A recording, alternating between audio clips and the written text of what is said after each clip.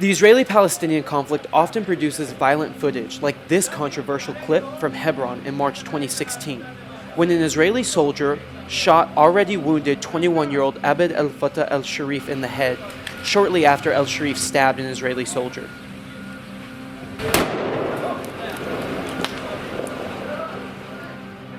Violence has become all too common in Hebron, and there's no better place to evaluate the Israeli-Palestinian conflict than right here.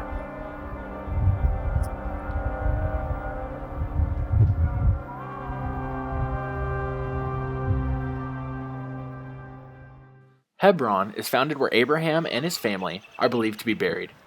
The Cave of the Patriarchs has memorialized this site since it was constructed in the 1st century by Herod the Great. However, the modern history of Hebron goes back to the start of the 20th century. The Jewish history in the city of Hebron is undeniable. I mean, they've been here for a long time until 1928, when they were forced to go out because of all of the riots that took place in Jerusalem and because of the massacre of 1929. In 1929, Arab extremists attacked the Jewish community in Hebron based upon false rumors that Jews in British Palestine were plotting to blow up the Dome of the Rock. 67 Jews were killed in the massacre. The surviving Jewish community left Hebron, and Jews didn't return until the Israeli army took control of the West Bank in the 1967 Six-Day War. A year after the Israeli army took control of Hebron, a group of ultra-Orthodox American Jews settled in the Old City. Jews and Muslims shared the Cave of the Patriarchs during this time, but violence escalated as the Jewish community grew in the heart of the Old City. The violence reached its peak in the 1994 Hebron massacre. Early this morning, Palestinian Muslim worshippers at prayer in the Mosque of Ibrahim in Hebron were brutally gunned down by a lone Israeli settler. Baruch Goldstein entered the mosque during the holy month of Ramadan. He killed 29 people and injured more than 100 others. Following this incident, the Cave of the Patriarchs was split, using the tomb of Abraham and bulletproof glass as the divider. Eventually, the entire city was segregated in the 1997 Hebron Protocol. This divided the city into 2 zones, H1 and H2. City of Hebron has a unique character that is not present in any other city throughout the West Bank, in that we have Israeli settlements in the midst of the city. It seems that it actually necessitated the presence of a special security arrangements, and that's why we end up with the division of the city.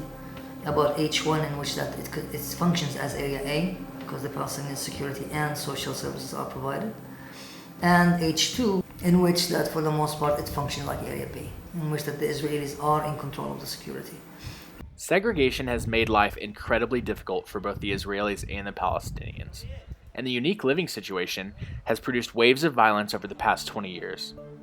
This is a memorial for a settler who was murdered here in September 2002. Geneva Convention, Article 49 says that it's a war crime to have settlements in the occupied territories. The national religious Zionist believes that that they believe that this is a zero-sum game for them, that their presence necessitates the non-presence of the other. Yes. If you would go today to the Israeli authorities, and ask them, what the hell is going on there? What are these policies? The answer you're going to get is one word. Security. The EU Parliament, who are coming here to help the Arabs. They are from all European countries. From all European countries are coming here. You create hate. And they feel we create hate. What I wish in my future, like life will change here and we will have better life in the future. And for me, and also if it was not for me, I wish it's for our children. I want them to open the eyes, to open the ears, and to listen for us what we have, what we are suffering.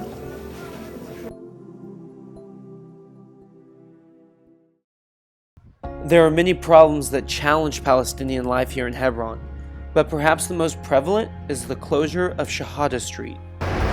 This is the road we're standing on. When is that one? 1999. Shuhada Street was once the center of Palestinian life in Hebron. It was a center of commerce with more than 1,500 shops, until the Israeli army closed it seemingly overnight, citing security concerns following the 1994 Hebron massacre. I'm not allowed to walk on the street. I'm allowed only to walk in certain small parts as a Palestinian. All streets leading to the Jewish neighborhoods are barred to Palestinian life. The result? An eerie calm. Settlers say it's the only way to ensure peace, but Palestinians call it a ghost town, and they yearn for the day when they can walk it again. This is Ghassan Jabari. He dropped out of school when he was 14 and opened up his own shop when he was 17. His store is right next to the Cave of the Patriarchs, on a road that sits perpendicular to Shahada Street. Very few Palestinians spend time in this area. There's a lot of people, they think it's not safe. Like when you're coming from the old city, you have to cross to the Israeli checkpoint, and also you can look behind you. There's also another Israeli checkpoint. So because that people like scared to come to this area. Ghassan says he faces a lot of persecution from Israeli soldiers and settlers. They say like to me when I walk in the street, like go to Arab countries. It's not your country. So how you want me to move it from my house and this is my land and I born here? It is easy to see how Israeli control of the Palestinian territories affects Palestinians. It's not so easy to see how Israelis are affected by their time serving in the Palestinian territories. For Yehuda Shaul, an ex-IDF soldier, his role weighs heavy on his heart. There's many levels of silence, many dimensions, many kind of silence that need to be broken. But first and foremost is a very personal one. If you would come to me 11 years ago, 12 years ago, 13 years ago, shooting indiscriminately grenades into civilian neighborhoods in Hebron, what are you, crazy? I would say, what do you mean? Deterrence fire, preemptive fire, response fire, violent patrols, making your presence felt. Yeah, there is a title, there is a logic, and it's very coherent, and everything is explainable, right? And everything fits. Yehuda is a member of a group called Breaking the Silence, a coalition of past IDF soldiers that speak out against Israeli control of the territories.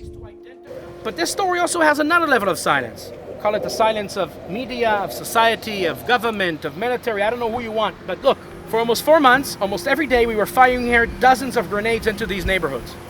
My parents woke up the next morning, turned on the radio, and heard a sentence that every Israeli knows by heart. IDF forces returned fire to the sources of fire in Hebron. The only thing is I don't remember once recognizing sources of fire. Anyone who was in combat in an urban area will tell you that it's impossible to identify sources of sporadic fire in an urban area. Yeah, but comes a moment that you understand that this is how the information comes back home. Yehuda faces persecution from other Israelis. They call him a traitor for defending Palestinian rights. Leila Adawade is all too familiar with persecution from one's own kind. She is the only woman with a shop in the old city. I mean, I don't finish my school, but the life is my school, and alhamdulillah, I learn a lot from the life. Leila is a member of Women of Hebron, a group of 140 women who live in the surrounding areas. They believe that not only should Palestinians have equality with Israelis, but that Palestinian women should be granted the same freedom as men. I'm a human being in the end. I believe justice.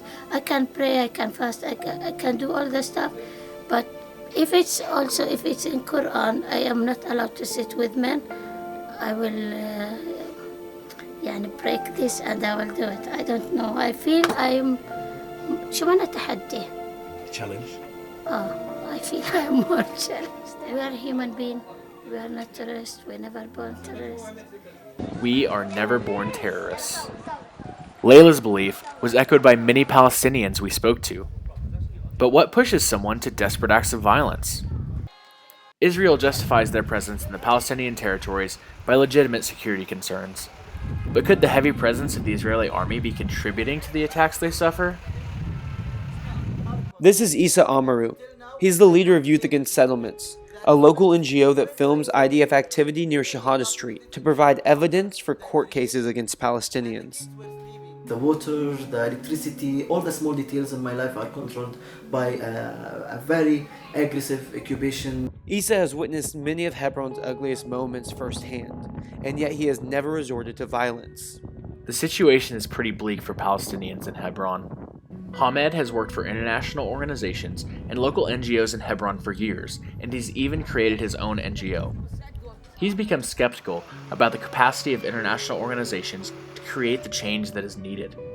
In the NGO language, they talk it, but down the road, really, is that what kind of a benefit is that going to come to the person on the front line? Is zero. Like many in Hebron, Hamid believes the situation is hopeless, but he chooses to work for change despite the challenges.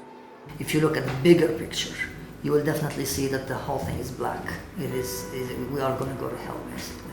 It is so ingrained, so tight that you do not see any kind of a place for any kind of progress. Micro level, that means that if you can actually affect the life of one person to go to college, that is our field. That is our success. Unfortunately, not all Palestinians are like Ghassan, Layla, Isa, and Hamid. For many, violent resistance seems like the best choice. And that brings us back to our opening scene.